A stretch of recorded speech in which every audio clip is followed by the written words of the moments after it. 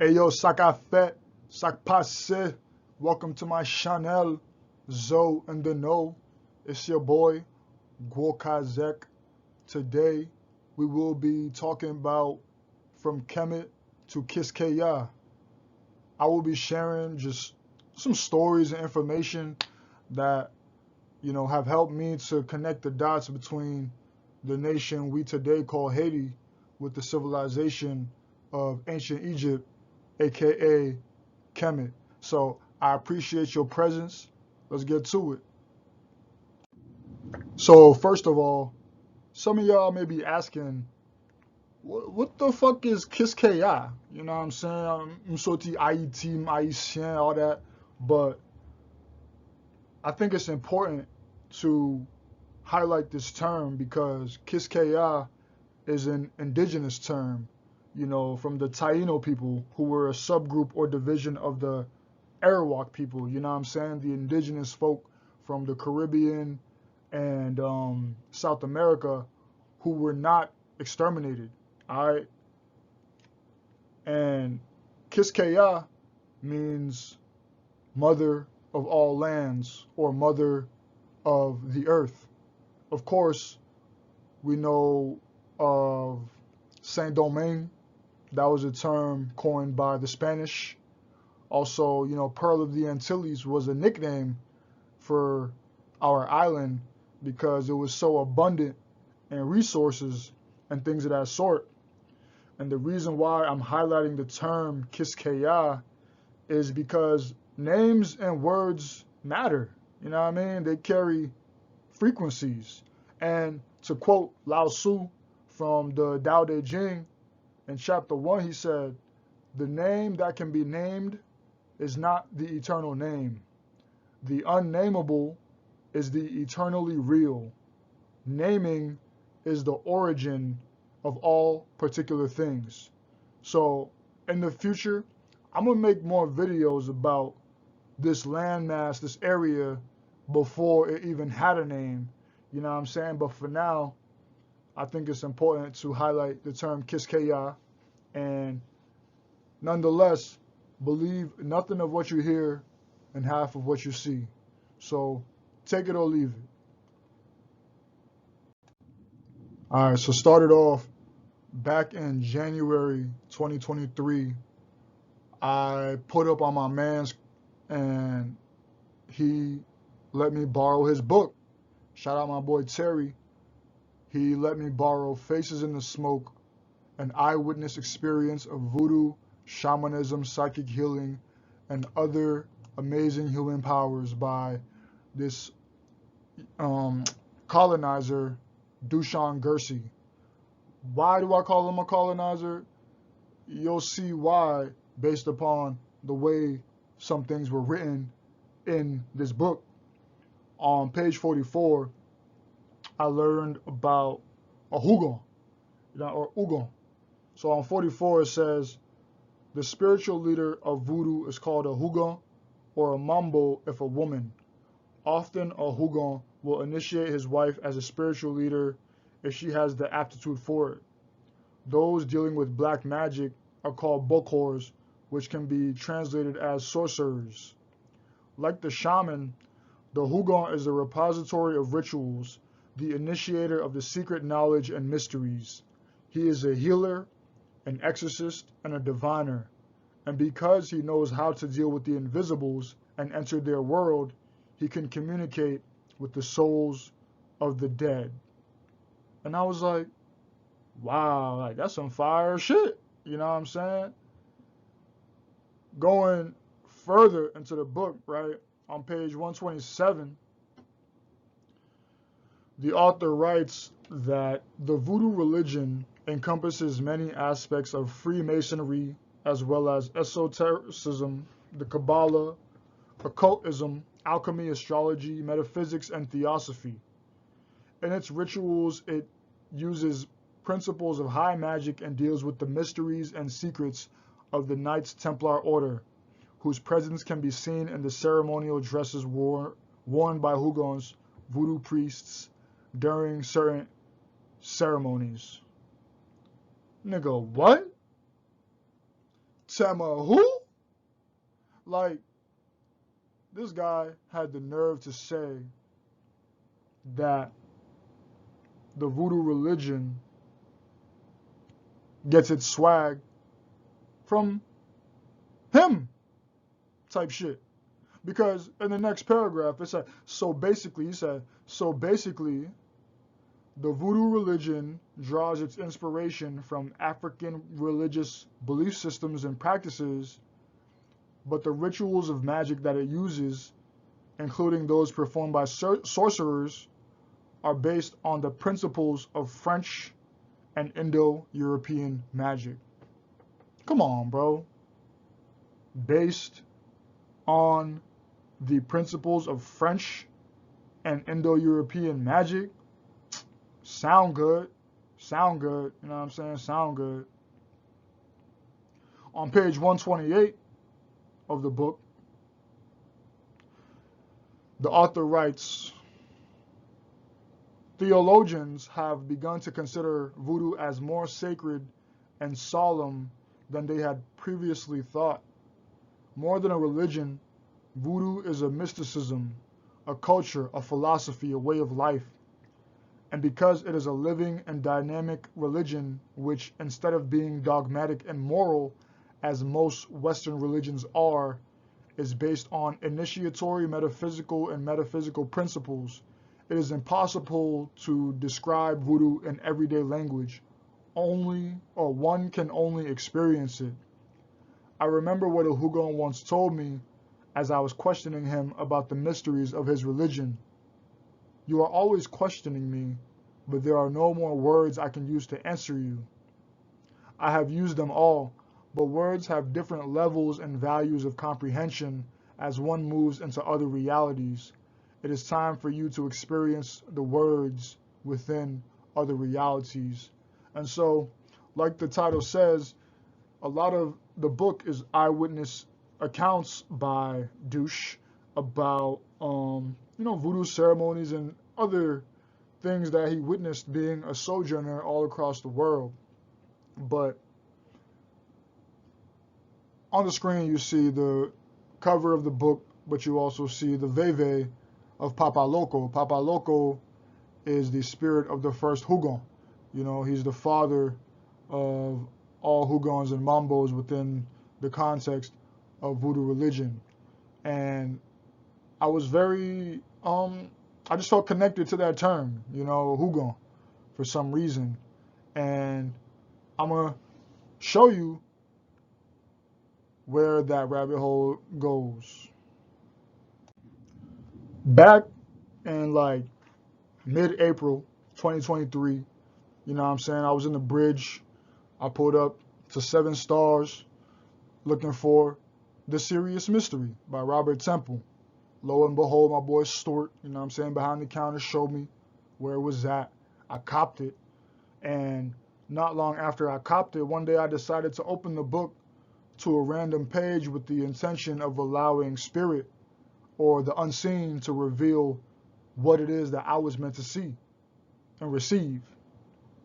And in that moment, I opened it. I don't recall I couldn't find the book page where I found what I learned, but the book stated how a Dogon, Hogon, is the term for a Dogon high priest, or a spiritual leader and sacred figure within their appointed village. And I was like, that's some powerful shit. Like, Dogon in Haiti, but then you got Dogon or Hogon, within the Dogon culture. And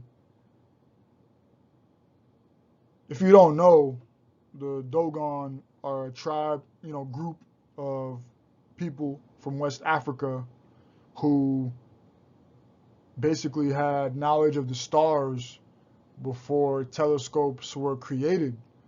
And, when outsiders learned that, they couldn't, fathom how the fuck these niggas in huts with mudcloth were able to, chart the stars and make lots of sense.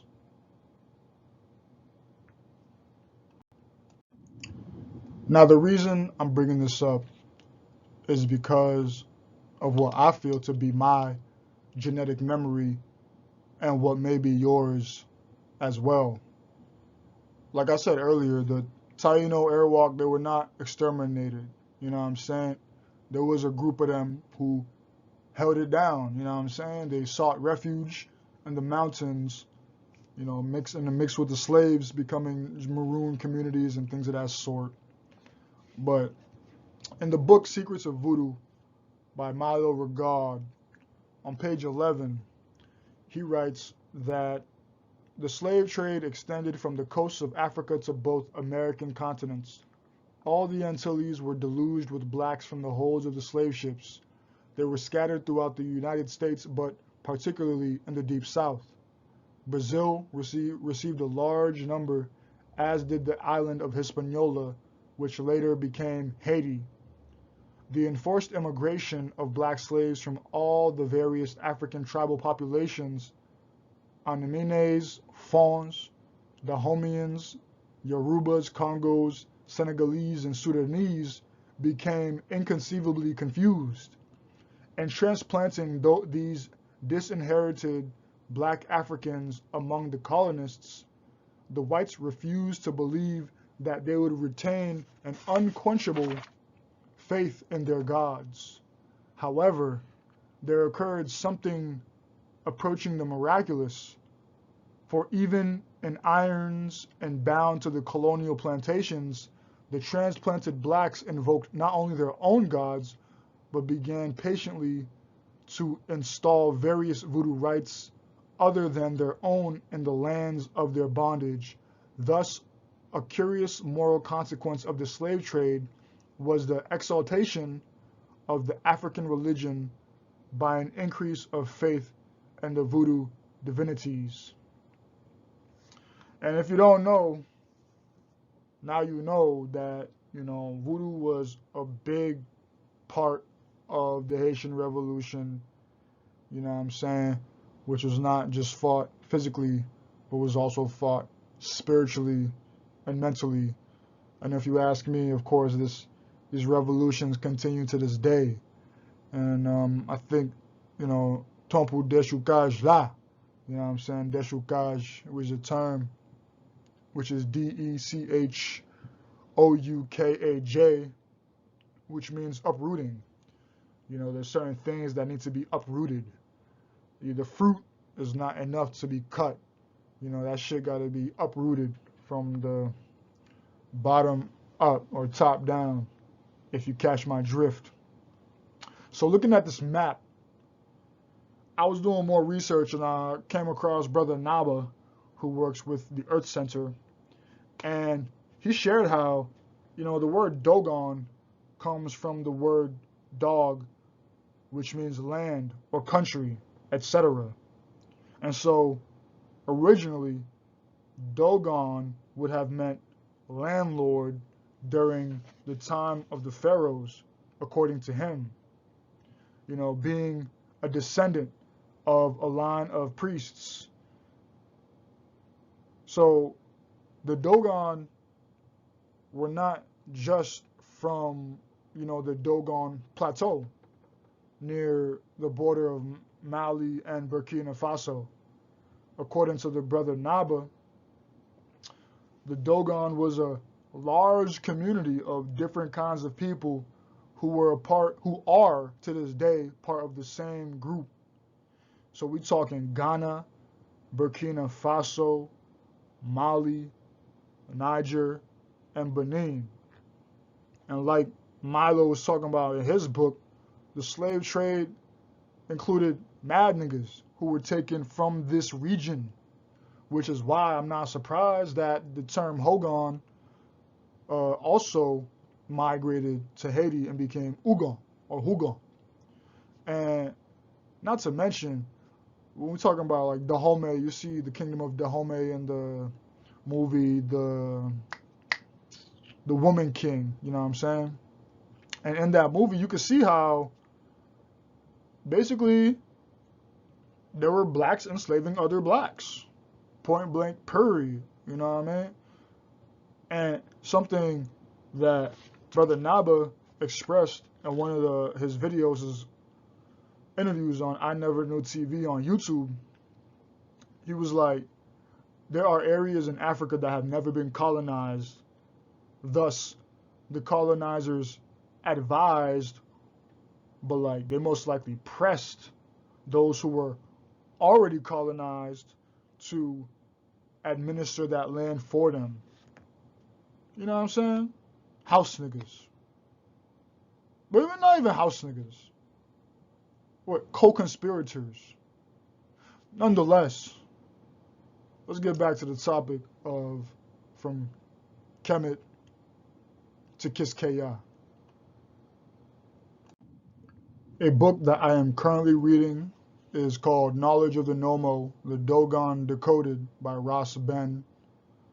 And on page 10 of the book, Ross Ben writes, in 1976, Robert K.G. Temple wrote a book called The Serious Mystery. He added to the debate by further elaborating on the extensive knowledge the Dogon know of the Sirius star system and using modern astrophysics to corroborate Dogon star science. However, he attributes the source of Dogon cosmology to Greek Argonauts traveling through the Sahara, or, if not, Greek sailors, extraterrestrials. Which is, I guess, warranted. You know what I'm saying? The guy, Robert Temple, researcher. I mean, it's probably not in his design to give credit where it is due. You know what I'm saying? Just like earlier when we was reading Douche in his book Faces of the Smoke, really just try to just usurp the credit, man. Just you know how it be, man. You know how it be. If you don't got nothing, you're just gonna take whatever the fuck you could grab at the expense of whoever, whatever.